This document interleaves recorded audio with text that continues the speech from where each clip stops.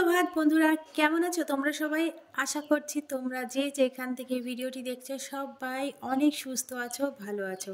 আরও একটি নতুন ব্লগে তোমাদের অনেক অনেক স্বাগত জানাই। আর ঘড়ির কাঁটায় বাজছে ওই 5:30 মতো। এখান থেকেই তোমাদেরকে সাথে নিয়ে আজকের ব্লগটা শুরু করছি। আশা করছি তোমাদের ভালো লাগবে। আর সকালবেলায় অন্যান্য কাজকর্ম সেরেছি, তো এই যে তুলসী পিঁড়িটা ধোয়া বাকি ছিল সেইটা এখন ধুয়ে দিলাম। আর তারপরে যেটুকু জল ছিল সেটুকু হাত দিয়ে পরিষ্কার করে দিলাম। তুলসী পিঁড়ির দু সাইড দিয়ে ফুল গাছ লাগালে দেখতে কিন্তু মন্দ লাগে না। দেখো কত নয়নতারা ফুটেছে। তো এই নয়নতারা গাছগুলো কিন্তু এক হাত থেকেই হয়েছে। আর যেহেতু এক হাত থেকেই হয়েছে সেই জন্য আর তুলিনি। গাছগুলো একই রকমভাবে ফুল দিয়েই যাচ্ছে। কিছু কিছু গাছ আছে যেগুলো কিন্তু বিনা যত্নেই হয়, নয়নতারা তার মধ্যে একটা। তো উপরে এসে ব্রাশ সেরে একেবারে বাসি শাড়িটাও চেঞ্জ করে চলে এসেছি। আর এখন একটু মুখে ক্রিম মেখে চুলটাও আঁচড়ে নেব। তো কি বলো তো বন্ধুরা, এর আগের দিন না আমি বাড়িতে ছিলাম না, একটা জায়গায় বেড়াতে গেছি, মাঝখানে একদিন ছিলাম। তো সেখানে একদিন স্নান করেছিলাম, তো সেখানকার জলটা এত বাজে কি বলবো। একদিন মাত্র স্নান করেছি, তাতেই কিন্তু আমার চুল প্রায় জট পাকিয়ে গেছে। তো ভাবলাম এখন একটু নারকেল তেল মেখে নিই। আর নারকেল তেল মাখলে না আমার প্রচণ্ড ঘুম পায়। তো মাথার চাঁদিতে আর নিচ্ছি না, একটু চুলের ডগায় নারকেল তেল মেখে নিলাম। নাহলে না সারাক্ষণ ঘুম পেতে থাকবে। আর এই কদিন এমন হয়েছে সারাক্ষণ ঘুম পেতেই থাকে। তো মাথায় তেল মাখা হয়ে গেছে, এখন বিছানাটা একটু পরিষ্কার করব।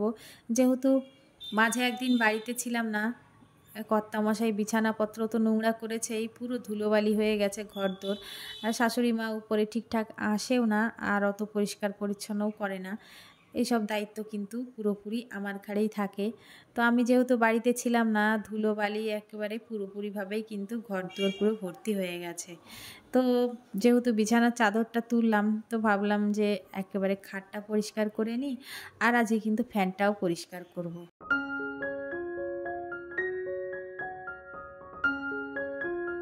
আর যেহেতু ছেলে স্কুলে যাবে না, সেই জন্যই কিন্তু সকালবেলা এই সমস্ত কাজ করতে পারছি। না হলে সকালবেলায় ঘরদোর পরিষ্কার এইভাবে করা কিন্তু সম্ভব হয় না। তো ছেলের স্কুলে যেহেতু অনুষ্ঠান হচ্ছে, বললো আমি আর স্কুল যাব না, সেই জন্য ওকে সকালবেলায় পাশের ঘরে বই নিয়ে বসিয়ে দিয়েছি। আর এখন ফ্যানটা পরিষ্কার করছি।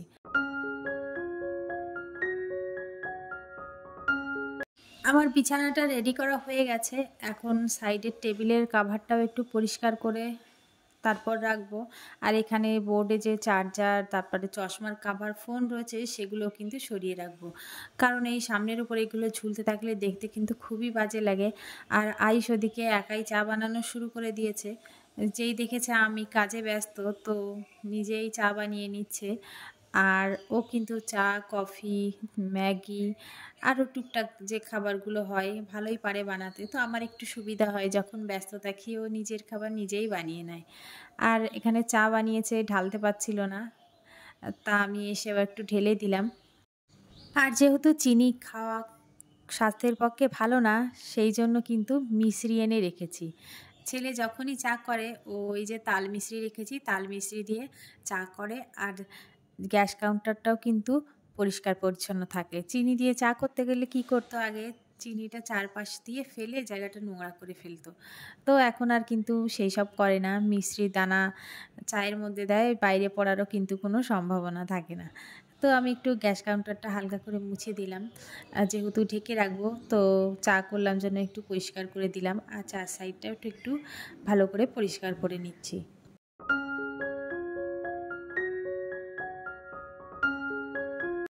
এদিকে দেখো চা খাওয়ার পর্ব শেষ করে আয়েশ কিন্তু একাই বই নিয়ে বসে পড়েছে। আবার আমি মাঝে একটু যেয়ে দেখিয়ে দিয়েছি, ও নিজের পড়া নিজেই কিন্তু করে নিচ্ছে। আর আজকে দেখো ঝাড় দিতেও অনেকটা টাইম লাগছে, যেহেতু গতকাল আমি বাড়িতে ছিলাম না। তো ঘরটা মনে হয় না কেউ ঝাড় দিয়েছে, তাই জন্যই প্রচুর পরিমাণে ধুলোবালি নোংরা রয়েছে। তো অনেকটা টাইম লাগছে আমার ঘরটা ঝাড় দিতে।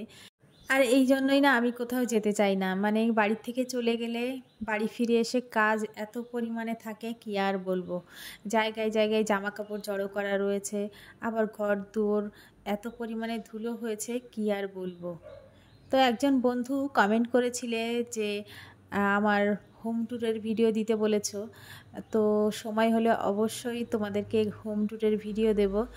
আর একটু হয়তো বা সময় লাগবে, কারণ আমাদের নিচে রান্নাঘরে এখনও কাজ চলছে, সেই জন্য হয়তো বা কয়েকটা দিন দেরি হতে পারে। কিন্তু অবশ্যই তোমরা যেহেতু হোম ট্যুরের ভিডিও দেখতে চেয়েছো, তো অবশ্যই আমি হোম ট্যুরের ভিডিও দেব। তো বন্ধুরা, আমার আজকের ভিডিওটি তোমাদের কেমন লাগলো অবশ্যই জানিও। আর তোমাদের গুরুত্বপূর্ণ মতামত অবশ্যই কমেন্ট করে জানিও। আর যদি ভিডিওটি ভালো লেগে থাকে একটা লাইক করে দিও। আর যদি মনে হয় আমার চ্যানেলটি সাবস্ক্রাইব করার যোগ্য, তাহলে অবশ্যই চ্যানেলটি সাবস্ক্রাইব করে দিও। আর এখন টেবিলটা একটু পরিষ্কার করছি।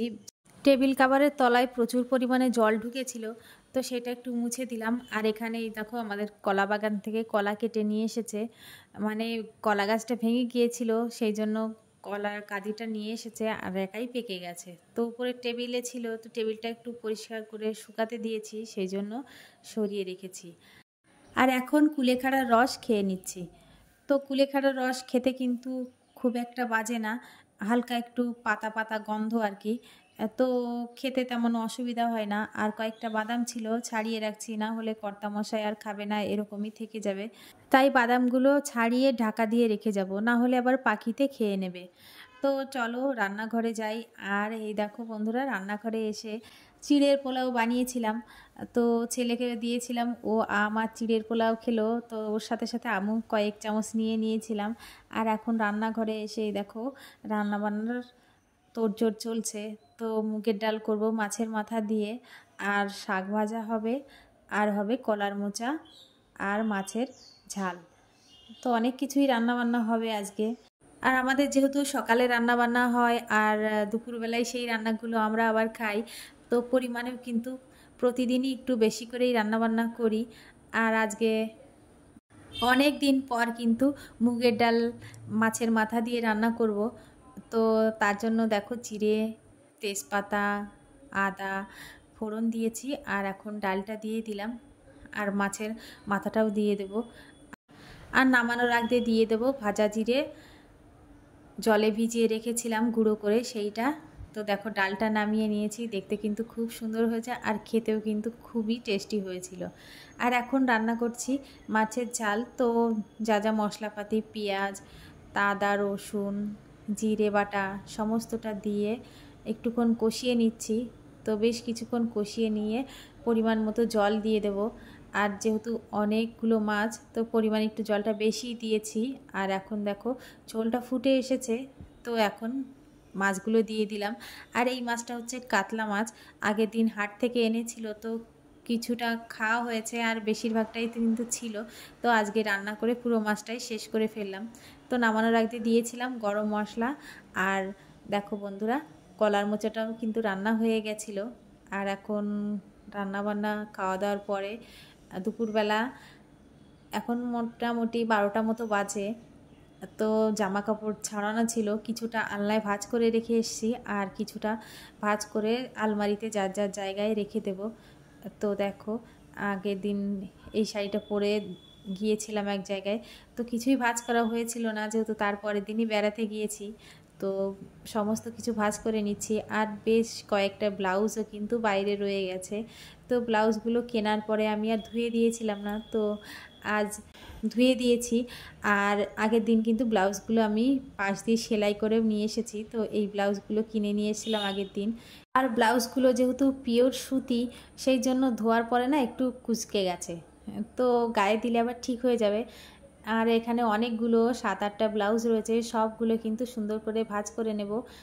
আর সকালবেলায় তুলে রাখা বিছানার চাদরটাও শুকিয়ে গেছে, তো সেটা এখন একটু ভাঁজ করে রেখে দিচ্ছি, কারণ চেয়ারে অনেক জামাকাপড় এলোমেলো হয়ে আছে, দেখতে একেবারেই বাজে লাগছে।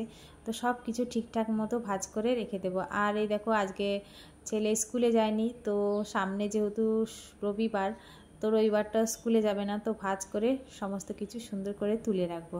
তো বন্ধুরা, ভিডিওটি আজকে এই পর্যন্তই। যদি ভালো লেগে থাকে তাহলে অবশ্যই একটা লাইক করে দিও। দেখা হবে আর একটা নতুন ব্লগে। টাটা।